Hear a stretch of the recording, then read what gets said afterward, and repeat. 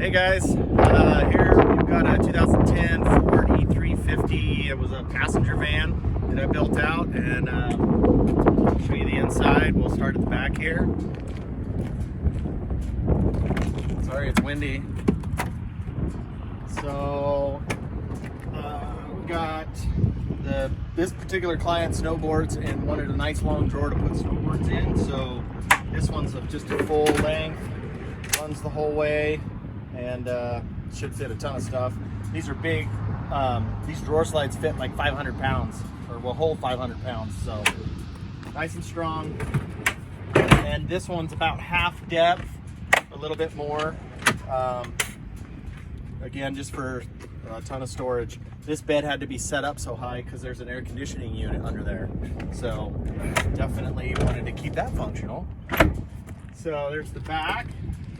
Let's go on inside. Come on in. Well, before we go inside, I just want to mention I put on a couple of Renogy solar panels. They're, I think, the 1500 watt panels, and 2 Renogy batteries that I'll show you when we get inside. And he wanted an awning and had this ordered and sent to me, this Ironman 4x4 awning. It's kind of windy, so we won't open it, but I think I have some pictures that I'll put up of it open. It's really nice, it's got lights in it and everything. So come on inside. All right. Woo, windy.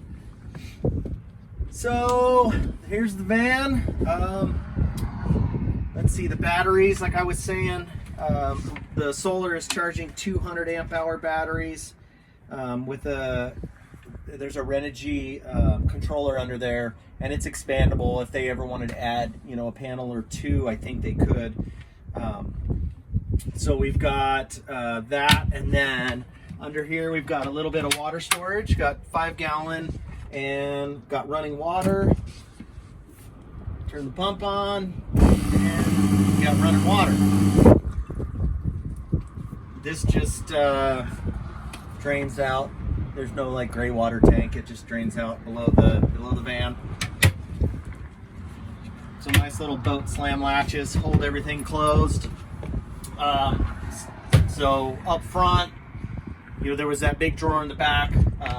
Put a couple drawers here, and I got a couple super custom knobs to hold the doors closed while you're driving. But we just got lots of storage, food, clothes. Should be plenty for a person or 2. Had this really funky space over here, didn't know what to do with it, so just another little drawer.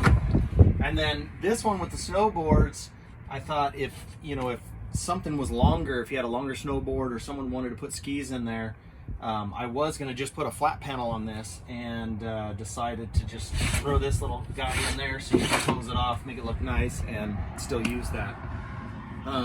The paneling, this is all tongue and groove pine, and everything got insulated with 1-inch, I can't remember the kind of foam they call that. It's like for house wall insulation. So this got all insulated. The floor I did is insulated with the same 1-inch foam. And this had a floor in it, but it was all buckled because it was basically styrofoam with a piece of plywood sitting on top, and there was nothing to really hold it rigid, so it was kind of buckling. So I took it out and redid it all.